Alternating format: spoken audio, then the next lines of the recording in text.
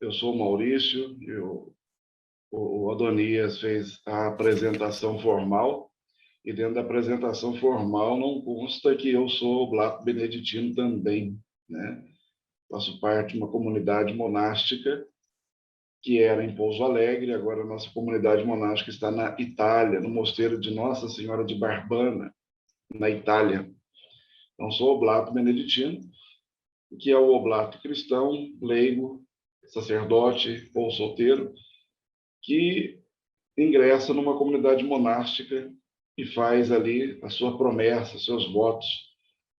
E há 10 anos, há 11 anos, eu professei os meus votos monásticos como homem casado, leigo, atuante na igreja. Então, além de tudo isso que o Adonias colocou aí, também sou oblato beneditino. Já posso começar, Adonias? Pessoal, o tema que a gente vai tratar hoje é um tema tão caro e tão precioso para nós nos dias de hoje, que é a democracia. A democracia que vem sendo bombardeada nos últimos tempos na sociedade brasileira, a democracia que vem sendo profanada, a democracia que vem sendo usurpada de nós brasileiros. Então, um tema extremamente importante para a nossa análise, para a nossa discussão, e principalmente trazendo à luz da doutrina social da Igreja essa temática. Quando a gente pensa que a Igreja está alheia a um tema como esse, muito pelo contrário, a Igreja ela traz no rol de discussão doutrinal também a discussão acerca do tema democracia. E eu, como professor de história também, jamais imaginaria viver o que nós estamos vivendo nos dias de hoje. Jamais imaginaria estarmos aí falando em golpe, jamais imaginaria que estaríamos sendo colocados em risco em nossa tão preciosa democracia. E por conta disso se faz realmente necessário essa discussão para que a gente possa compreender e entender o que é a democracia, essa tão jovem democracia brasileira. A Igreja pede que a gente tenha, de fato, uma democracia madura. A doutrina social da Igreja pede que a gente tenha uma democracia madura. A democracia, a gente pode dizer que é uma invenção grega. É uma invenção grega. Porém, na Grécia Antiga, a democracia ela era uma democracia classista.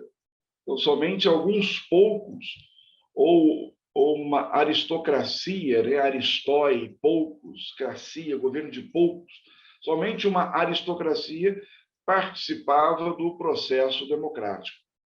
Mas a democracia ela é um processo, ela não é estagnada, estática, e ela é um processo, e ela foi evoluindo ao longo da história. Ela foi evoluindo ao longo da história até chegar nos dias de hoje. No Brasil, a democracia ela é bem nova. Ela é bem nova.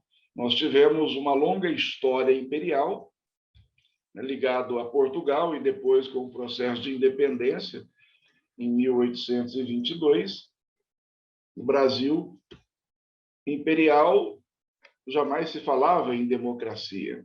Existem algumas interpretações que trazem uma discussão acerca da cidadania no Império. Né? Discordo dessa colocação, porque no Império você tem súditos, você não tem cidadãos. A cidadania no Brasil, até o José Murilo de Carvalho, um grande cientista político, trabalha com essa temática. A cidadania no Brasil, ela vem ela surge como um aspecto dinâmico e político a partir da primeira Constituição Republicana, em 1891.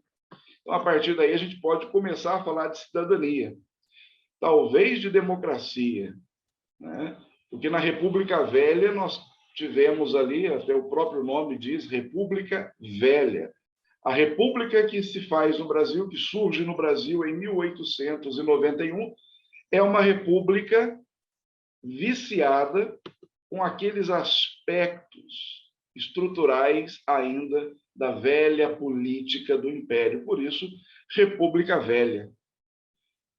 Com a chamada Revolução de 30, né, a gente começa a ter alguns aspectos que possivelmente poderiam ser de democracia, principalmente com a Revolução de 32, Revolução Constitucionalista de 32, mas em 37, Getúlio Vargas, a partir de um golpe de Estado, e aí, eu estou construindo essa linha com vocês, mas é importante a gente perceber que dentro dessa linha vai ter uma palavrinha-chave, uma palavrinha-chave.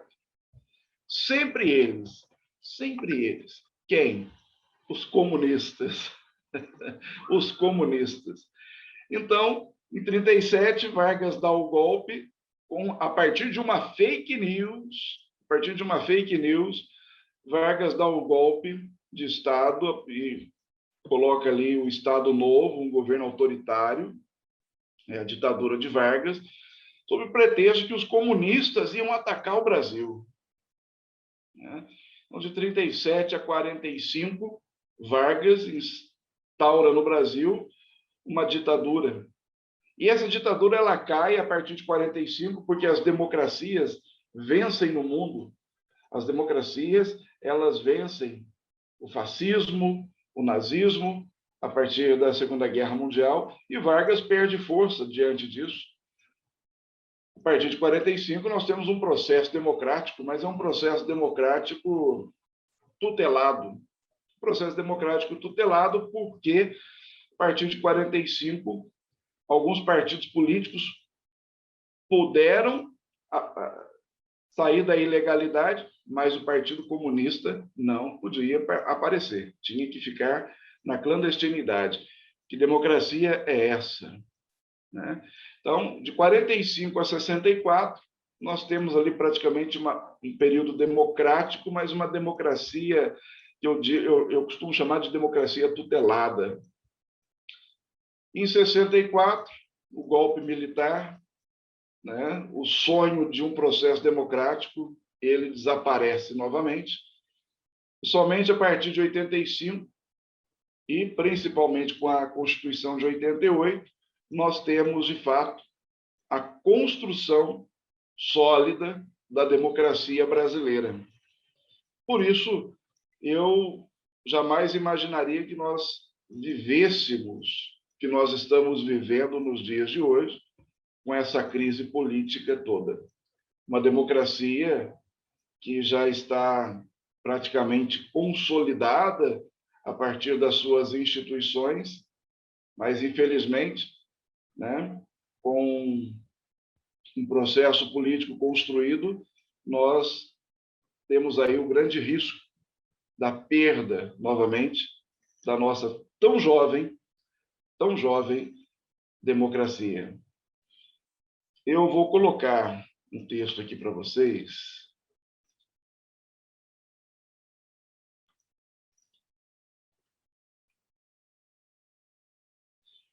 Então, a nossa temática hoje é a democracia e doutrina social da Igreja, análise da crise política e a busca de uma democracia madura. Esse texto ele é interessante porque ele mostra praticamente o processo que nós estamos vivendo na atualidade. É uma fábula. Maurício, se quiser apertar o F5 aí, tá bom? Oi, Danês. Se quiser apertar o F5, aí fica a tela toda.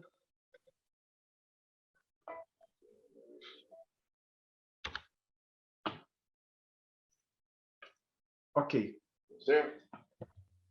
E Esopo, ele era um escravo grego e que gostava de contar histórias a partir das fábulas, né? Uma fábula é quando se coloca também animais participando do enredo e tem uma moral dentro dessa história.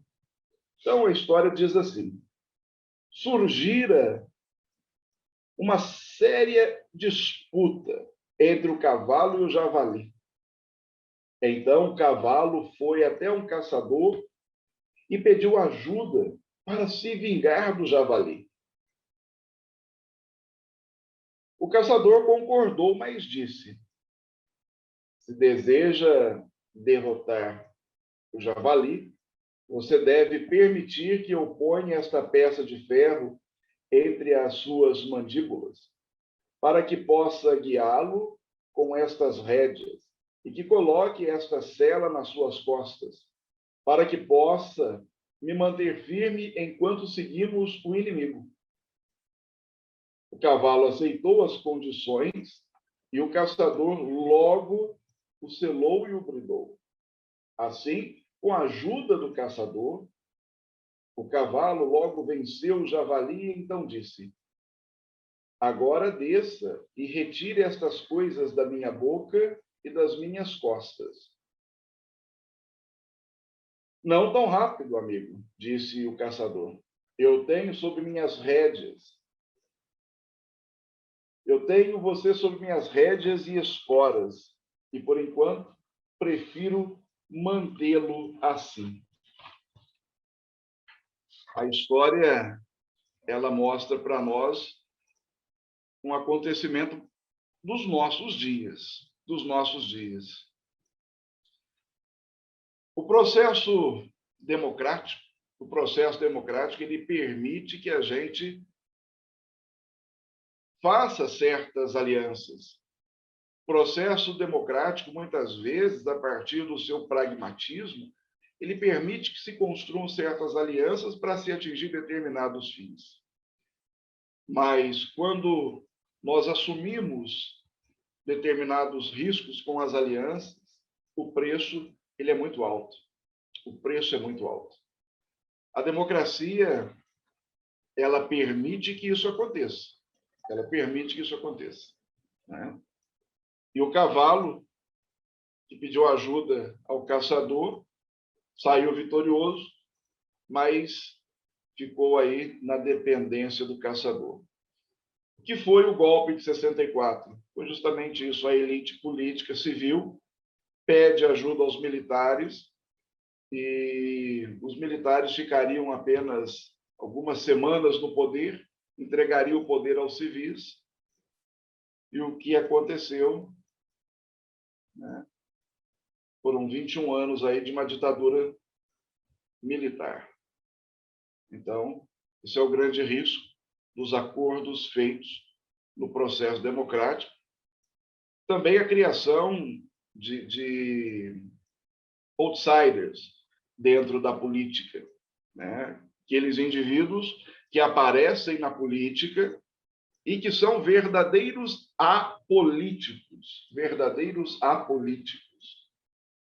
Infelizmente, o processo democrático também permite essa construção. E hoje nós vivemos essa crise da democracia.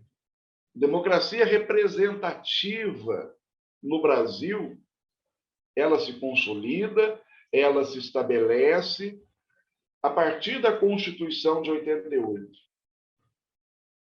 Mas, infelizmente, esse processo construído há mais de 30 anos está em crise. E essa crise é provocada justamente por estes outsiders, essas lideranças que surgem, esses aventureiros políticos que surgem no cenário democrático, e a consequência desse processo é a falta de confiança nas instituições, é a falta de confiança nos partidos políticos. E essa falta de confiança gera o que nós chamamos de apolitização. a politização. A política, hoje, ela foi perdendo a sua tensão ideal e a sua inspiração ética. A sua tensão ideal é, na verdade, a sua finalidade. A sua finalidade. Muitas vezes, o que acontece no cenário brasileiro hoje é uma construção pragmática para se chegar ao poder.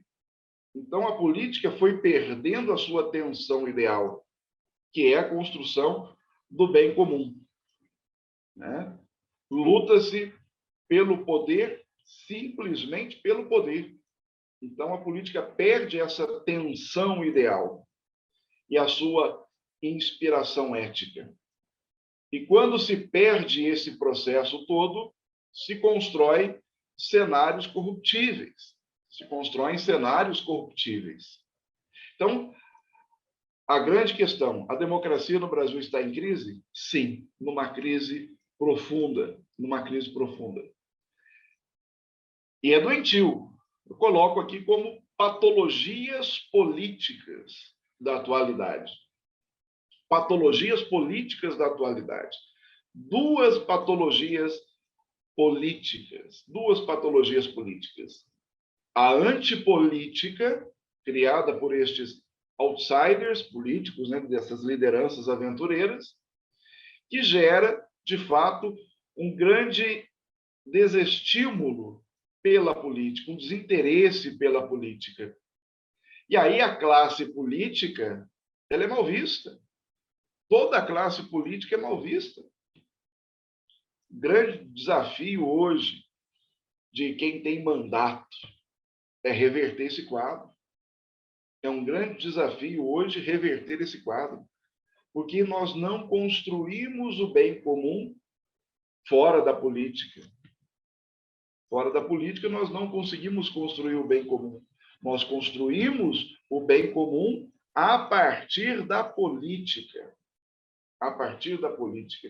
Assim como na Grécia Antiga. Né?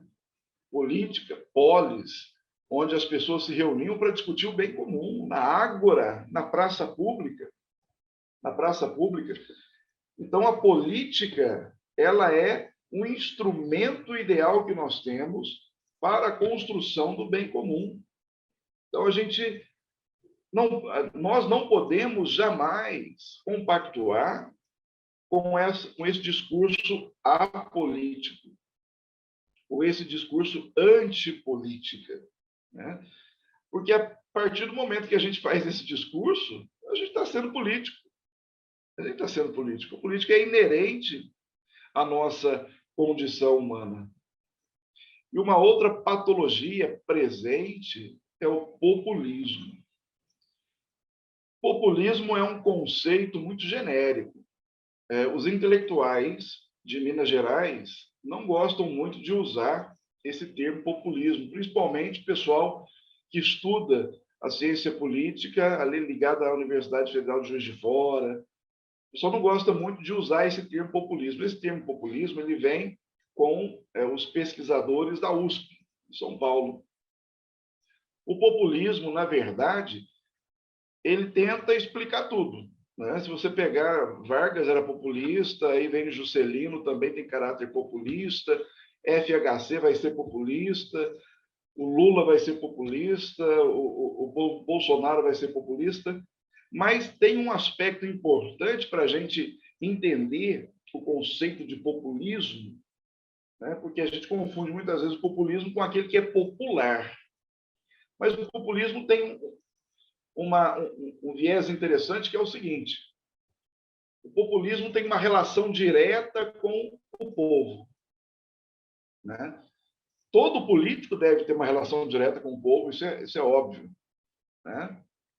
Tem uma relação direta com a rua e com a internet. Esse é o político populista. Ah, mas eu tenho relação com os meus eleitores na internet, na rua, com o povo de forma geral, mas o detalhe, principalmente quem é mandatário. sem mediação institucional. O político populista, ele atravessa o seu discurso diretamente para essa massa, sem passar pelas instituições. Exemplo claro, Getúlio Vargas fazia isso a partir do Estado Novo, se dirigia diretamente às massas. Ele era tinha uma característica personalista, né? Getúlio Vargas fazia isso muito bem. Bolsonaro faz isso também, sem interferência das instituições, tem uma relação direta com o povo e usa a rua e também a internet. Eu discutia esses dias com uma pessoa, um professor, e a gente comentava justamente sobre isso, porque ao longo da história, quem mobilizava as ruas era sempre a esquerda. A esquerda sempre mobilizava um ativismo das ruas. E a gente está vendo agora que a extrema-direita também tem esse papel, de levar as pessoas às ruas. Não estou fazendo aqui juízo de valor, se é positivo, se é negativo, não estou fazendo juízo de valor, mas quero mostrar justamente esse cenário que ocorre nos dias de hoje, a partir do que nós chamamos populismo. Então, é importante destacar que o populismo ele acontece sem a mediação das instituições. E quando eu sou o prefeito de Varginha, então eu vou falar com vocês a partir da cadeira que eu sento, a partir do cargo que eu ocupo. Um exemplo, Eu não posso falar da minha casa, não posso falar como se eu estivesse no botequim, Porque eu falo com a população sem a mediação institucional. Eu falo direto, sem me preocupar com o cargo que eu ocupo. Então, sem a mediação institucional. Então, essas duas patologias presentes aí no cenário de crise democrática. Mas eu trago para a nossa iluminação, para o nosso esclarecimento, para o nosso Aufklärung, para a nossa ideia, para as nossas luzes. Eu trago à luz da doutrina social da Igreja a nossa discussão, a nossa análise. Qual foi a posição da Igreja em relação à democracia no passado? Qual é a posição da Igreja nos dias de hoje, diante da crise democrática? E o que, de fato, a Igreja propõe para superar a crise e realizar, de fato, uma democracia que seja uma democracia madura, sólida. Eu vou trazer uma palavrinha que o Adonias gosta muito, eu vou falar de solidariedade. Esse é um elemento fundamental para que a gente tenha uma democracia madura. E para a gente chegar lá, a gente precisa entender, primeiro, o que é democracia. Numa linguagem muito simples, todos vocês já sabem, democracia é o governo do povo. Pelo povo e para o povo. Abraham Lincoln dizia isso. Demo, povo, cracia, poder, poder do povo, a soberania na mão do povo. O que significa essa soberania na mão do povo? Significa que esse povo é soberano, significa que esse Estado é soberano, significa que o Estado de fora, o externo, que está alheio a esse Estado, ele não pode interferir. Nós temos soberania. A democracia é a soberania do povo. claro, guardadas as devidas proporções, né? Na Grécia, a democracia era, na Grécia Antiga, a democracia era a soberania de qual povo? Da aristocracia, de alguns poucos soberanos, né?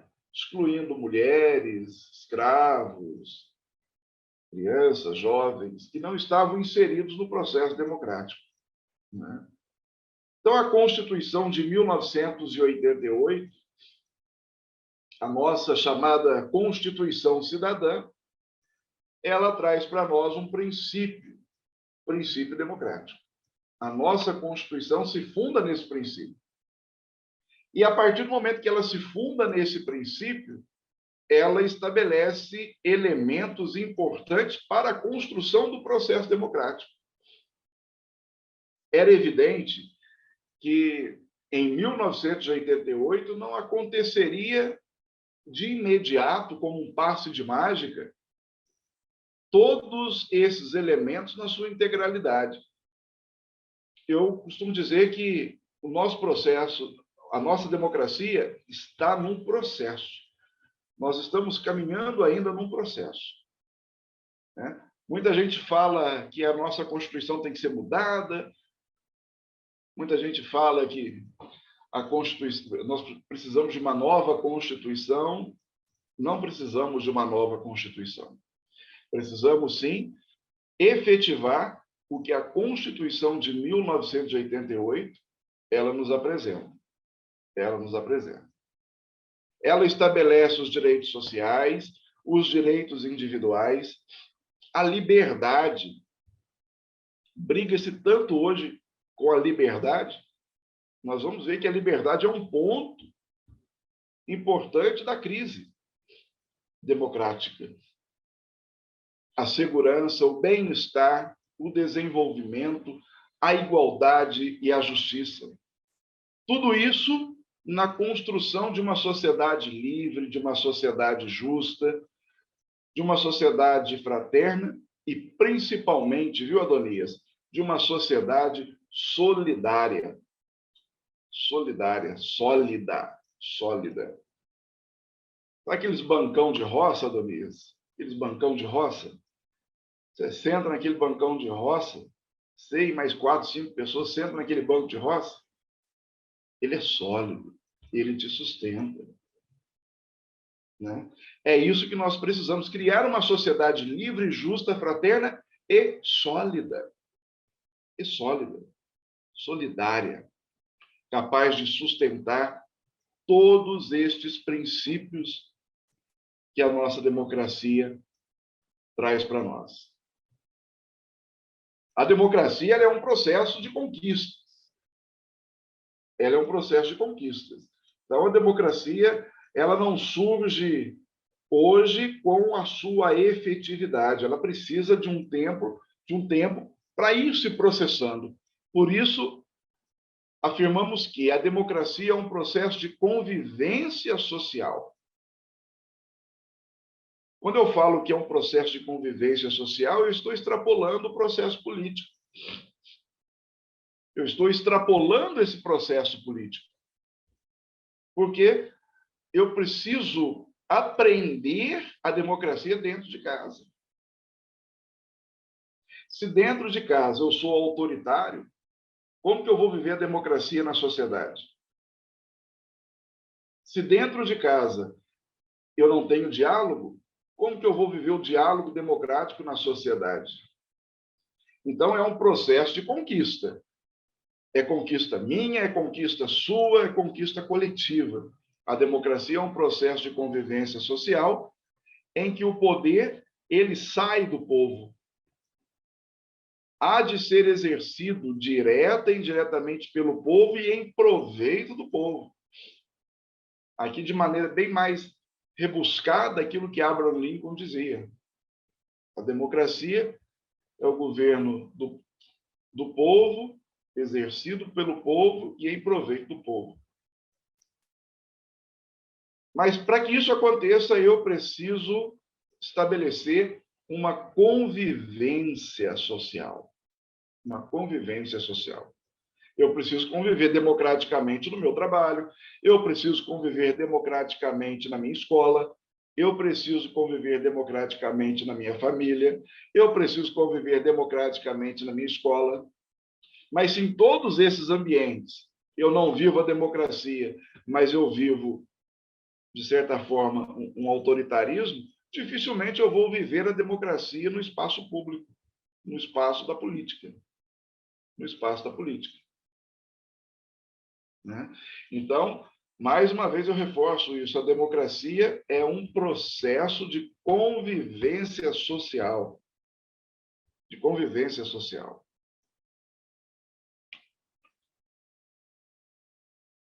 E aí, para a gente entender esse processo da crise que se instalou na sociedade brasileira, e não só na sociedade brasileira, mas em alguns outros países, né, em que a democracia já estava num processo de consolidação, é importante a gente perceber a gênese do pensamento e do comportamento autoritário. Quando nós temos a rejeição das regras democráticas do jogo, quando há uma rejeição da Constituição, ou expressamente há uma tentativa de violar a Constituição, é um primeiro exemplo de autoritarismo. Né? Medidas antidemocráticas. Exemplo, cancelar eleições é medida antidemocrática. Medida antidemocrática. Proibir, por exemplo, certas organizações de direitos civis é, de fato, rejeição das regras democráticas do jogo político. Um outro elemento que traz consigo a gênese do autoritarismo e gera, de certa forma, a crise democrática é a negação da legitimidade dos oponentes políticos. Você tem mandato, a pessoa chega para você, na próxima eleição eu sou o seu concorrente, viu? Você vai responder assim, tudo bem, você vai ser o meu concorrente. A democracia está aí para que você participe também, mas ganhe a eleição. Né? Tem que ganhar a eleição, dentro das regras do jogo. Mas o comportamento autoritário, ele descreve o rival como subversivo. O rival é um subversivo. O rival é oposto à ordem constitucional existente. Então, o oponente ele tem que ser eliminado. Ele tem que ser eliminado. Né? Porque o oponente ele constitui, de fato, uma ameaça. E aí gera-se a ideia de que o oponente é uma ameaça à segurança nacional, ele é um risco, uma ameaça à vida predominante da sociedade civil. Como Getúlio Vargas fez na década de 30, dizendo que os comunistas colocariam em risco a sociedade brasileira, tomariam o poder, tomariam a propriedade, assim como foi em 64. Assim como foi em 64, assim como está acontecendo hoje.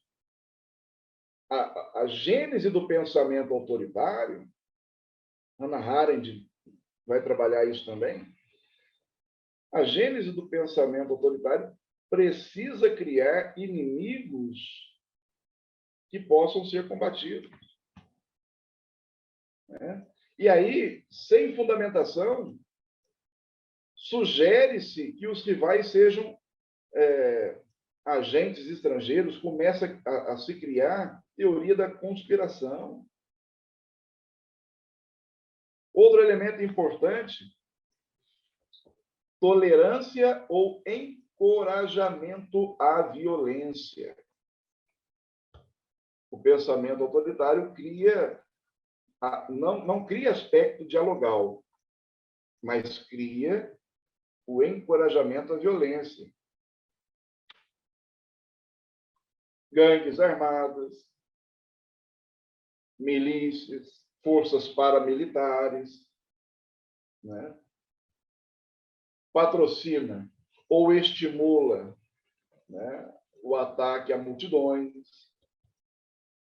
Então, a tolerância à violência, a tolerância e o encorajamento à violência. E, por fim, a gênese do pensamento e do comportamento autoritário traz uma propensão em restringir as liberdades civis de oponentes, inclusive da mídia.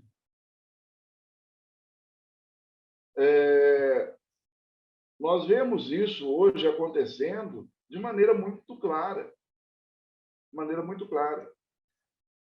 E projeto de lei hoje na Câmara Federal, tem projeto de lei hoje na Câmara Federal que tenta proibir certos setores, certas classes da sociedade civil de participarem do pleito político. Né? Então, medidas legais aí são tomadas para coibir os meios de comunicação, porque os meios de comunicação livres, construídos a partir do processo democrático, eles colocam em risco essas lideranças outsiders, autoritárias, aventureiras. Tem uma obra chamada O Federalista, Hamilton. Ele escreveu assim: entre os homens que subverteram a liberdade de repúblicas, a maioria começou carreira cortejando obsequiosamente o povo. Começaram demagogos e terminaram tiranos.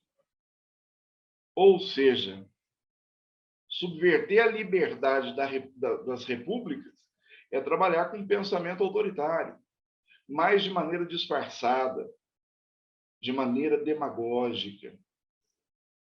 A demagogia é um exemplo claro de demagogia.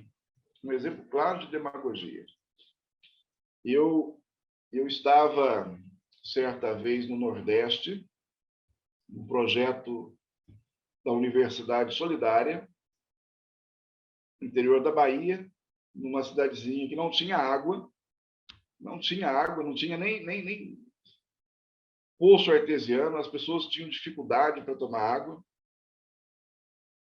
E, na época, Antônio Carlos Magalhães, na Bahia, ele chegou num palanque de caminhão e a população ali reunida para ver o Antônio Carlos Magalhães, junto com o prefeito da cidadezinha, Quijinho, e, de repente, um caminhão-pipa jogando água em cima da população. E ele dizendo que, se apoiasse o candidato dele, ele levaria água para o sertão. Isso é demagogia. Isso é um exemplo de demagogia. E esses demagogos terminam em verdadeiros tiranos. E aí precisa de uma cura, né? Eu coloquei aqui: a cura para os males da democracia é mais democracia. Por pior que seja. A democracia. A cura para os males da democracia é sempre mais democracia.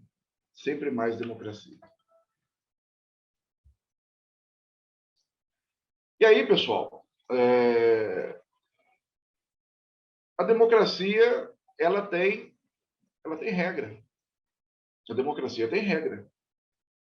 A gente precisa aceitar isso, né? De maneira institucional. Ela tem regras, que é a Constituição. A grande regra da democracia é a Constituição.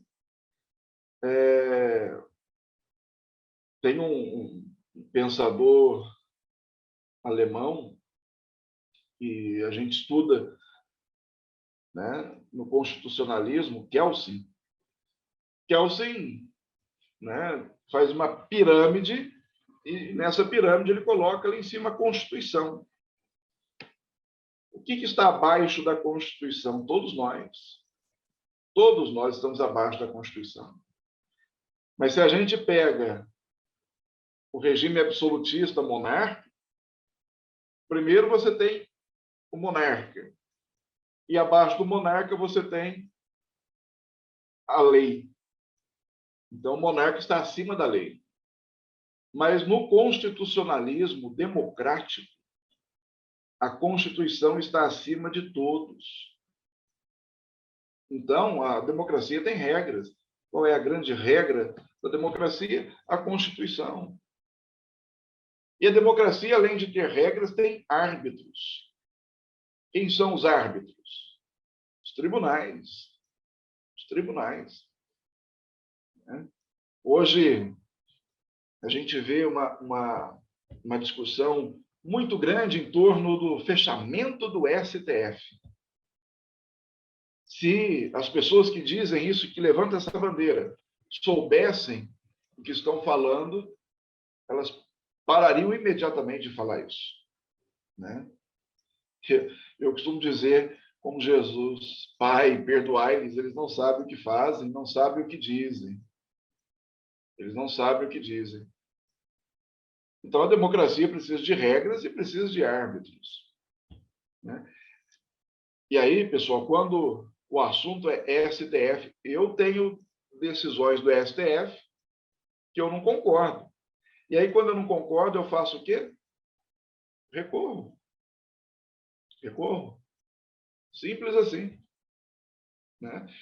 E aí são discussões jurídicas, discussões jurídicas. O que eu lamento é que muita gente que pede o fechamento do STF mal leu o regimento interno do STF, mal leu a Constituição. Isso que eu mais lamento. Isso que eu mais lamento. E essas regras e esses árbitros, elas servem para quê? Essas normas servem de grades flexíveis de proteção, impedindo que o dia a dia da competição política se transforme em luta livre. Se a democracia não se permitir essas regras e esses árbitros, nós nos transformamos o que o próprio Hobbes diz, né? O homem se torna lobo do próprio homem. O homem se torna lobo do próprio homem. O nosso cenário político se transforma em luta livre. E aí não vai ser dialogal. Não vai ser dialogal. E aí é importante que nós temos duas normas fundamentais: a tolerância mútua e a reserva institucional. Guardem bem isso. Tolerância mútua e reserva institucional. O que é a tolerância mútua? O que é a tolerância mútua? É o direito do outro, o direito do rival. O direito do rival.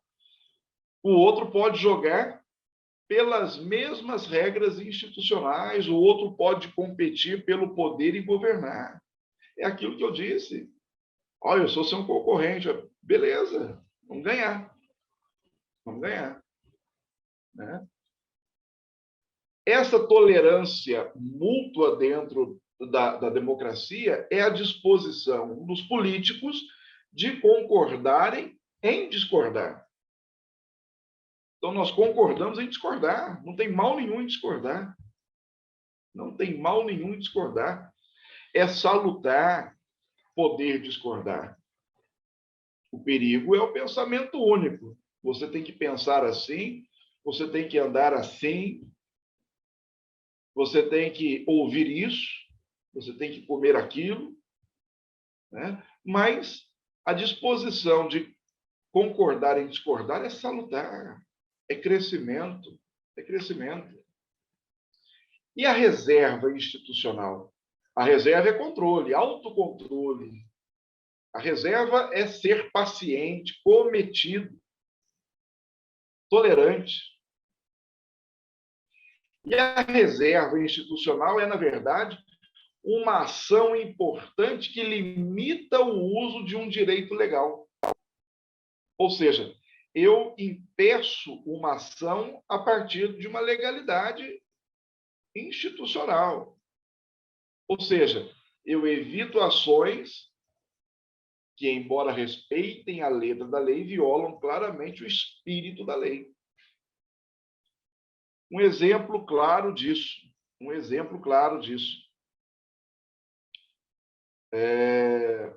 liberdade de expressão. Liberdade de expressão. Eu posso falar o que eu quero, na hora que eu quero, com quem eu quero. Mas nem tudo isso me convém. Tá vendo? O evangelho é sábio, né? A palavra de Deus é sábia. Mas nem tudo isso me convém.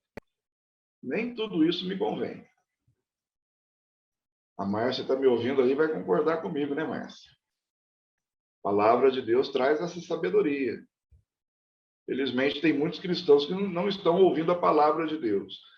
Então, liberdade de expressão. As pessoas estão confundindo liberdade de expressão com ofensa. Com ofensa. As pessoas precisam entender que os direitos fundamentais, eles não são absolutos. Eles têm limites. Onde começa a liberdade, a minha liberdade? Quando termina a liberdade do outro. A minha liberdade tem limite. A liberdade do Adonias tem limite, da Márcia tem limite. Eu não posso ser permissivo a esse ponto. Preciso entender um pouco de reserva institucional para entender um pouco de democracia. Senão eu vou viver o caos e não vou viver a democracia. Eu vou viver o caos e não vou viver a democracia. Então, tolerância mútua e reserva institucional. Tolerância mútua e reserva institucional. E aí o que nós estamos vivendo hoje? O que nós estamos vivendo hoje? Ao invés de tolerância mútua, ao invés de reserva institucional, nós estamos vivendo uma polarização política altamente destrutível. Altamente destrutível. Né? A polarização pode sim destruir as normas democráticas. Porque se eu tenho dois fundamentos importantes, que é a tolerância mútua e a reserva institucional, com a polarização eu descarto essas duas questões.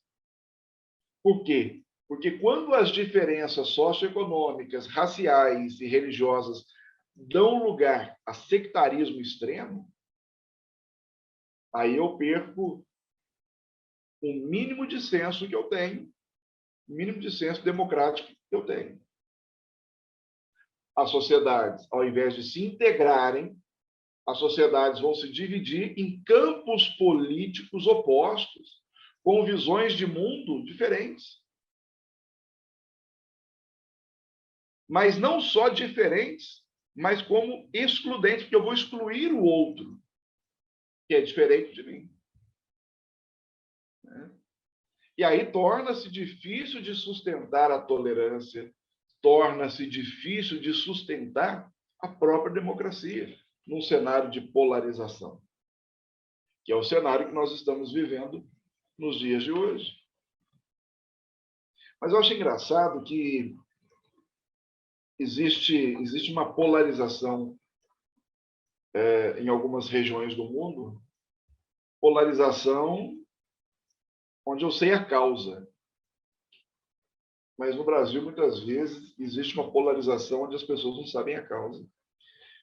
E o Brasil sempre teve polarização, né? Sempre teve polarização. Década de 30 tinha polarização. Década de 60 e 70, polarização.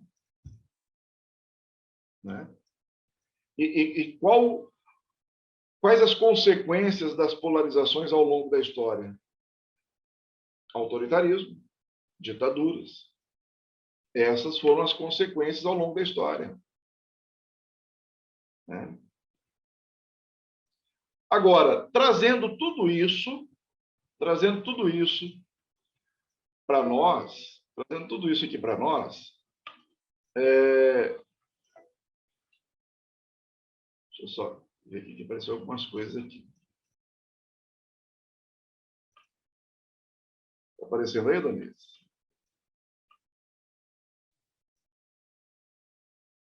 Tá, sim. Apareceu como se fosse notícias no seu computador, doutor Maurício. Saiu? Não ainda. Aumenta a tela para ver. Saiu. Perfeito.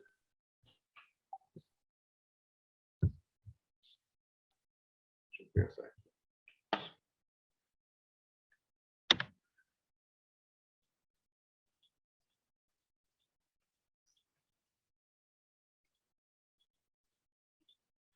E aí, a grande tarefa da doutrina social da igreja. A grande tarefa da doutrina social da igreja, diante desses tempos de crise, diante desses tempos de polarização, a doutrina social da igreja vem para traduzir em termos racionais a luz que a fé cristã lança sobre a antropologia, sobre as relações humanas, as relações entre os seres humanos. Então, a gente traduz em termos racionais à luz da fé. Porque no Evangelho estão ali as respostas, as interrogações que toda pessoa humana se faz ao longo da vida. E a doutrina social da igreja trabalha essas interrogações. A fé, de fato, ela não é obstáculo à razão. O Papa João Paulo II dizia isso. Fé e razão são duas asas que nos levam longe. Então, a fé não é obstáculo à razão, mas a fé, diante dessa crise, diante desse cenário polarizado, a fé purifica e nos ajuda a entender melhor esse ser humano. E, além disso, nos ajuda também a entender os problemas desse ser humano. E lá no passado, a igreja via a democracia de que maneira? A igreja tinha uma reserva quanto à soberania popular. A igreja tinha uma certa reserva em dizer que o povo tinha o poder. Então, a igreja era muito cautelosa nesse sentido, ao afirmar que o povo tem poder. Segundo a doutrina católica, o povo é soberano apenas enquanto é depositário do poder, né? E esse poder está estabelecido a partir dos seus representantes. A partir dos seus representantes. Então, a democracia foi por muito, mas muito tempo, ao longo da igreja, principalmente no século XIX, no século XX, a democracia foi um elemento de tormento da igreja e um elemento de dificuldade para o interior da própria igreja. Mas o Papa Leão XIII, ele abre espaço para essa relação, ele abre espaço para o sistema democrático. E aí o Leão XIII vai dizer o seguinte, eu vou colocar vários papas aqui para a gente poder entender essa evolução também dentro da igreja. Alguns papas vão comentar a respeito da democracia e a gente vai percebendo que a democracia também na igreja é um processo. É um processo. Não é proibido uma forma de governo moderada pelo elemento democrático. Salva sempre a doutrina católica acerca da origem do exercício do poder político. Porque aqui ainda, Leão XIII estava preocupado com a soberania do povo. A igreja não condena nenhuma forma de governo, seja ela monárquica, republicana. E aí vem a grande resposta do Leão XIII, contanto que seja apta por si mesma para procurar o bem dos cidadãos. O bem dos cidadãos.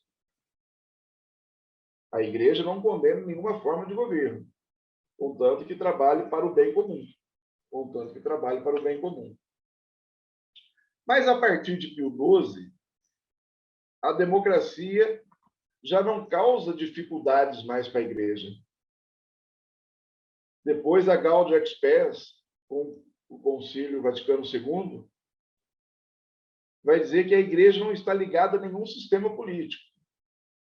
Por que a igreja não está ligada a nenhum sistema político? Porque a igreja é sinal e salvaguarda da transcendência da pessoa humana. Ela não se limita a um sistema político. A igreja é ampla e universal. A igreja é ampla e universal. João Paulo II vai aprovar plenamente o sistema democrático. Aí, com João Paulo II, o sistema democrático é um sistema pleno e aprovado pela igreja. E aí, João Paulo II diz assim: a igreja encara com simpatia o sistema da democracia. Olha só, encara com simpatia, mas enquanto assegura a participação dos cidadãos nas opções políticas e garante aos governados a possibilidade, quer de escolher e controlar os próprios governantes, quer de os substituir pacificamente quando tal se torne oportuno. Olha só o João Paulo II falando do impeachment. Né? João Paulo II falando do impeachment. Então, ele aprova plenamente o sistema democrático. Ele aprova plenamente o sistema democrático. Bento XVI dizia que a igreja deveria contribuir para a democracia. Bento XVI, de uma maneira mais reservada, diz assim, que a igreja não pode nem deve tomar nas suas próprias mãos a batalha política para realizar a sociedade mais justa e possível. Não é uma responsabilidade primeira da igreja, mas a igreja deve inserir-se na política.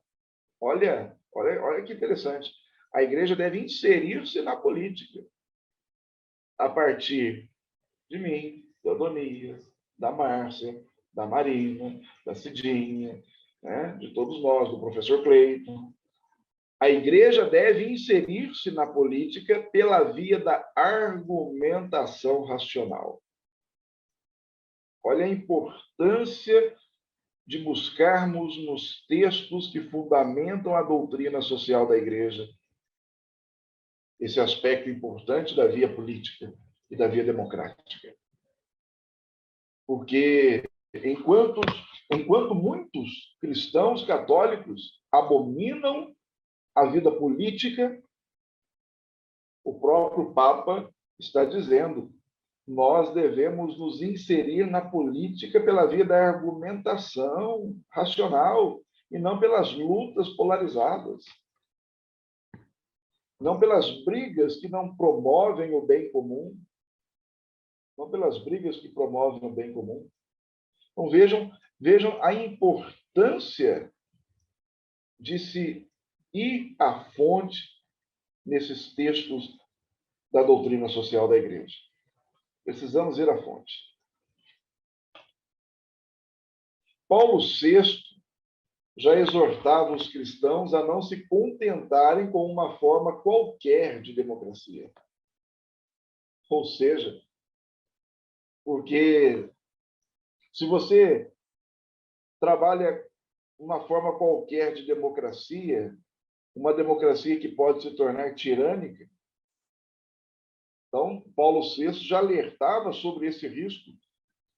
E o cristão tem o dever de participar também na busca diligente, na organização e na vida da sociedade política. Então, Adonias, eu vejo muito que nós não estamos no caminho errado, nós estamos no caminho certo da história, quando nós fazemos a opção de estarmos inseridos como igreja dentro da política. É vocação e é chamado. É chamado. Os nossos pastores nos chamam para isso. Os nossos pastores nos instigam a isso. de maneira institucional, de maneira institucional. E aí eu trago para vocês a igreja diante da crise da democracia. A igreja diante da crise da democracia. Existem duas concepções nessa crise, dois baluartes dessa crise. O primeiro baluarte é a concepção de liberdade. É a concepção de liberdade. O segundo baluarte da crise é a concepção de solidariedade. São dois baluartes importantes dessa crise. Eu vejo muito que a polarização se dá em cima disso aí. Porque enquanto um trabalha a permissividade, a outra trabalha a responsabilidade.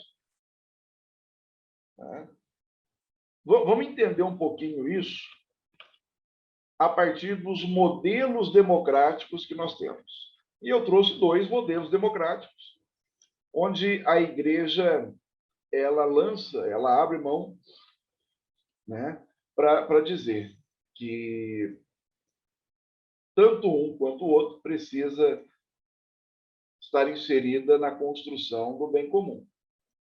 Nós temos dois modelos democráticos, né? Se a gente for até a origem, a gênese da crise atual da democracia, nós vamos desatar esses dois elementos, o neoliberalismo e o reformismo. O neoliberalismo traz consigo, lá atrás, antes do neoliberalismo, a teoria liberal, do iluminismo, do Adam Smith, uma ideia de liberdade sem a presença do Estado, porque o Estado atrapalha, o Estado incomoda. E aí nós temos, lá na década de 70, né, com Margaret Thatcher, Ronald Reagan, a construção de um novo liberalismo. E dentro desse neoliberalismo, a liberdade como sinônimo de tolerância e permissividade. É aqui o grande risco que nós encontramos. Porque eu tolero tudo, eu permito tudo. Tudo é possível. Tudo é possível. Né? Só que, na teoria liberal, na ideia liberal, o Estado não pode escolher para mim, porque eu sou indivíduo, eu escolho para mim. O Estado não pode impor. O Estado não pode impor. A cada cidadão é deixado a plena liberdade. A plena liberdade. Por outro lado, o reformismo, ele trabalha a primazia da pessoa humana. Ele coloca a pessoa humana com uma centralidade, com uma dignidade muito, muito forte. O reformismo ele trabalha a ideia de direitos invioláveis. Traz consigo a ideia de dignidade do trabalho, a ideia de família, guardada as devidas proporções para os dias de hoje, mas traz a ideia de família, de educação, de previdência e outros elementos por aí afora. Então, nós temos esses dois vetores dentro do modelo democrático, dos modelos democráticos, e a crise se estabelece a partir daqui. A crise se estabelece a partir daqui. Né? A comissão eclesial italiana, ela diz assim, eu peguei um pequeno trecho aqui, peço licença para ler para vocês.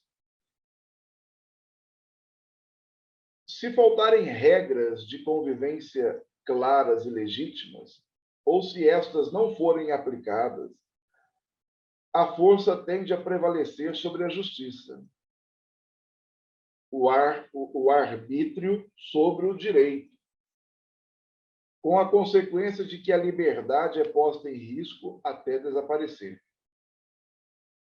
A legalidade, ou seja, o respeito pela prática das leis, constitui, por isso, uma condição fundamental para que haja liberdade, justiça e paz entre os seres humanos.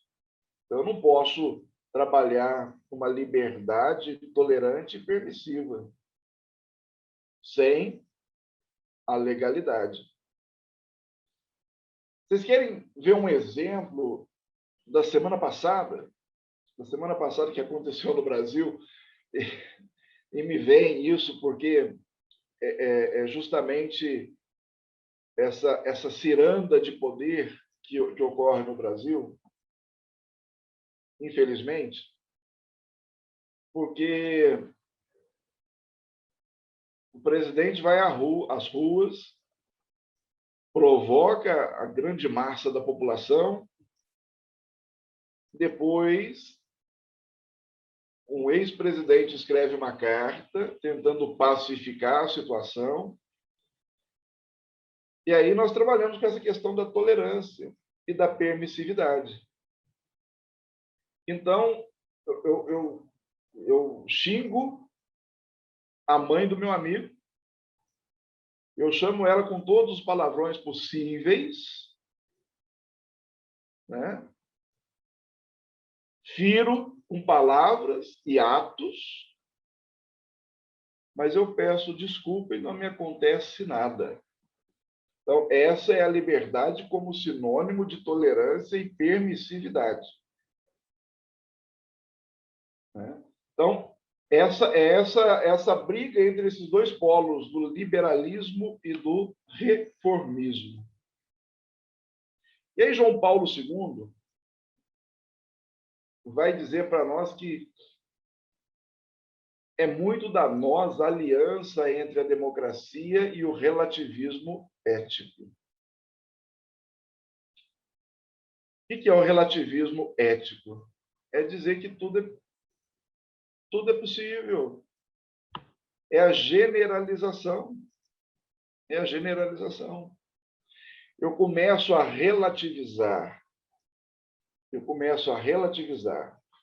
o processo democrático a ponto de fazer o que eu quero, o que eu bem entendo, e peço desculpa depois. Eu ameaço o Adonias, eu ameaço a família do Adonias, eu coloco o Adonias e a família dele em desespero, em pânico, mas não vai me acontecer nada. Eu peço desculpa para o Adonias. Beleza, Adonias? Tranquilo, resolvido.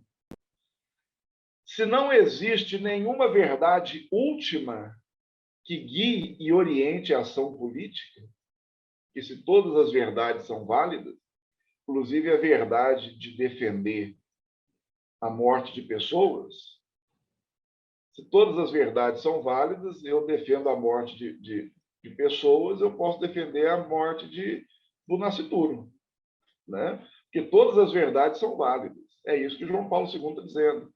Se não existe nenhuma verdade última que guie e oriente a ação política, então as ideias e as convicções podem ser facilmente instrumentalizadas para fins de poder. Uma democracia sem valores converte-se facilmente num totalitarismo aberto ou dissimulado, como a própria história demonstra para nós. Para a gente ir finalizando, a igreja, ela pretende que nós, cristãos, nós possamos assumir, de fato, um processo democrático que seja maduro, que tenha solidez, um processo que a democracia, um processo em que a democracia possa, de fato, gritar o trabalho, saúde, moradia, educação, saneamento básico. Enquanto eu não tiver esses elementos, a democracia está gritando. A democracia está gritando. A democracia pede socorro. A democracia pede socorro. A comissão também italiana da igreja diz assim, posicionar-se contra a máfia, e eu diria contra as milícias, se torna uma opção definitiva, se não termina nas passeatas, mas continua com o abandono pessoal do costume de favores. Limpar a política da lama da corrupção não coincide com a punição dos culpados, mas em acabar com o culto do poder e do dinheiro desonesto. Acabar com as ocasiões consiste em promover uma cultura que junte política e ética. Assim, a economia não pode ser recuperada se, uma vez repudiado o injusto e o insensato desperdício, cada um continuasse a buscar para si os nichos de privilégio. Então, a democracia não pode jamais reduzir-se ao aspecto pragmático. A democracia não pode reduzir-se ao aspecto pragmático. A gente sabe que, dentro da vida partidária, existe um certo pragmatismo, mas na questão lato sensu não pode haver pragmatismo na construção do processo democrático. E aí a igreja nos pede para reconstitucionalizar o Estado. O que isso significa? Significa trazer para a discussão todos os princípios constitucionais que nós temos na nossa Constituição. E quando a gente coloca em discussão, significa trazer a discussão para a sociedade um projeto de política pública na educação, na saúde, saneamento básico, moradia, trabalho, emprego. Democracia madura é o que nós precisamos, que ela seja deliberativa e participativa. Uma nova cultura política ela é necessária. E essa nova cultura política, a boa política, como nos diz o Papa Francisco, ela é fundada na dignidade da pessoa humana, na fraternidade solidária, na laicidade positiva, não no laicismo, que é a exclusão da religião desse processo, mas na laicidade positiva, que significa que nós, cristãos, leigos, atuantes, participamos da vida pública, da vida política. Então, pessoal, eu trouxe esse cenário para vocês, para que a gente possa refletir, pensar com carinho a nossa democracia. Agradeço imensamente a participação de vocês, agradeço ao Adonias, ao mandato do nosso deputado professor Cleiton, e que a gente continue construindo solidariedade. Assim, a democracia ela é possível na sociedade que queremos. Muito obrigado.